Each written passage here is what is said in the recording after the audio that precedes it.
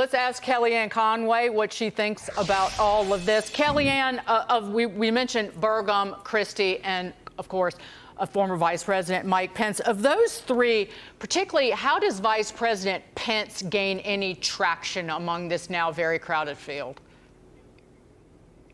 Well, Vice President Pence has a few things going for him. Number one, he will be popular in Iowa among evangelical Christians, but so will Donald Trump and some other candidates.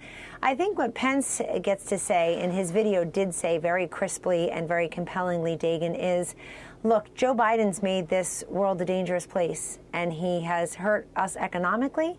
He's hurt us national security-wise. The border's a mess. Crime is up. Inflation is up. And that you need a leader who's going to be a steady hand on the tiller, who's been there before. Mike Pence is now saying something more often than he ever said in the White House, which is the Trump-Pence accomplishments. He's basically saying, hey, you like the Trump accomplishments? They were the Trump-Pence accomplishments. And if the president, for some reason, isn't the nominee, I'm there. He's also been a governor. He was in Washington for 12 years as a member of Congress, but he never became Washington, if you will. And I think he's also trying to, as he says, appeal to these better angels, be a happy warrior. The question for Mike Pence is the question for every candidate not named Donald Trump, since he's way ahead.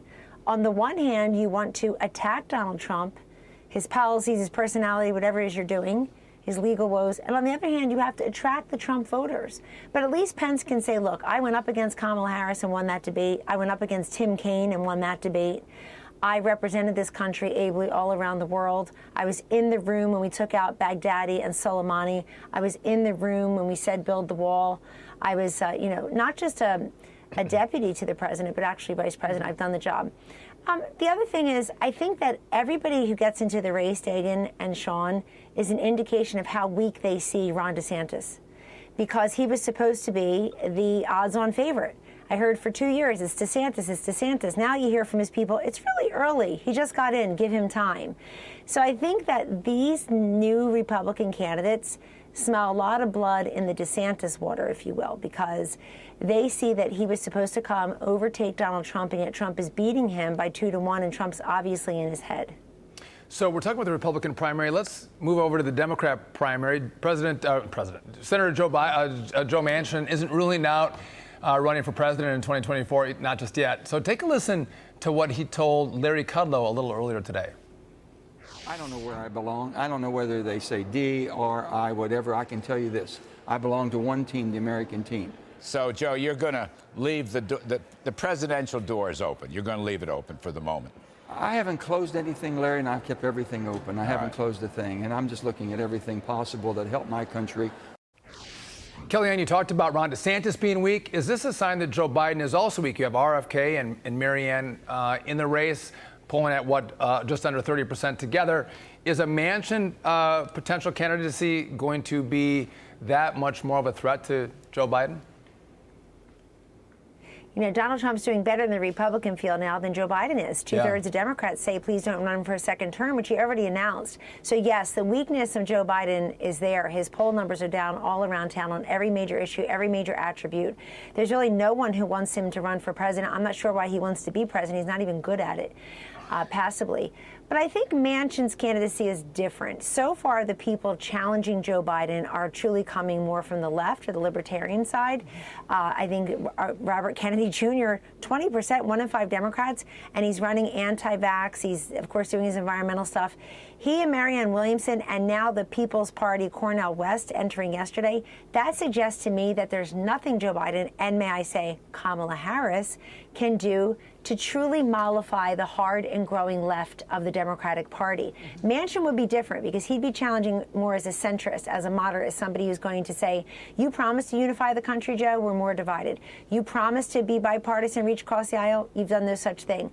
Manchin has an issue, though, and I know him and I like him, but he has an issue. He votes an awful lot of the time with Joe Biden.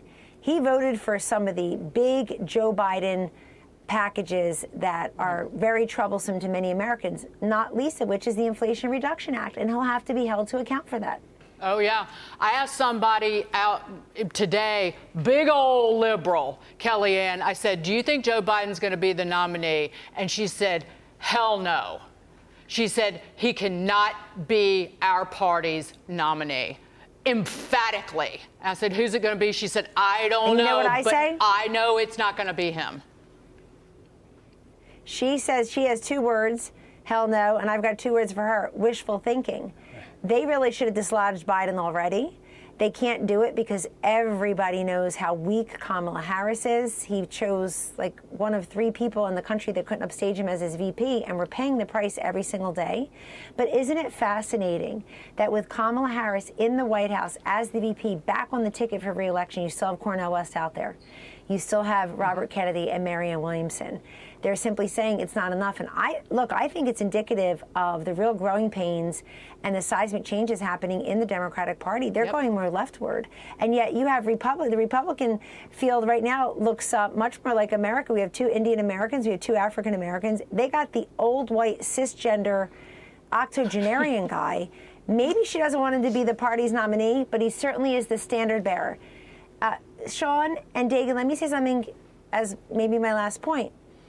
When people ask me who's really running the Biden White House, I have the answer, Joe Biden. When we say anyone or anything else, we're making excuses for him. We're letting him off the hook. I want that guy to eat and own all of his failings and his flailings, and I want every Democrat out there, including Joe Manchin, to eat and own all the Biden-Harris failings and flailings. Don't let any of them off the hook. He's in charge. Well, Kellyanne, I think he's going to eat the economy, but to try to prevent that hard digestion, Team Biden is sending this billboard around town in D.C. bragging about his so-called economic accomplishments. But it begs the question, why do they think this is a winning message, right? I mean, according to the latest Fox News poll, 65% of voters disapprove of the way the old man Joe Biden is handling the economy. And again, we've seen inflation high. We have real wages are down. Gas prices are up. This economy is in the tank. 65% of Americans say this is horrible. Why would Joe Biden try to run on the economy? Because it's the #1 issue to Americans, and he and his administration and his party have not behaved that way. They hardly even behaved that way in the midterms and actually did all right. They were talking about democracies on the ballot and the soul of America and ultra MAGA, but they know the economy is the #1 issue. And here's the deal, Sean, the way we look at the economy in 2023 is so fundamentally different than we did 5, 10, 15 years ago, when jobs numbers, the unemployment numbers really told the tale. Right. We have plenty of available jobs in this country. But you know what Americans are telling us in focus groups? I have a job. I'm not worried about losing my job or replacing a lost job. But we have 2, 3 jobs in our house. The job's not enough to meet the monthly bills. They're not trying to afford Mercedes-Benz and Tesla. They're trying to afford bacon and eggs. And it's increasingly rough on them. So I think they have no choice. But Biden's saying that his economy, he's doing well in the economy, 2/3 of Americans disagree, because he spent trillions of dollars. And that's not going to fly. People know he's responsible, that this economic crisis is a man-made one. It's on him. Kellyanne Conway, thank you so much.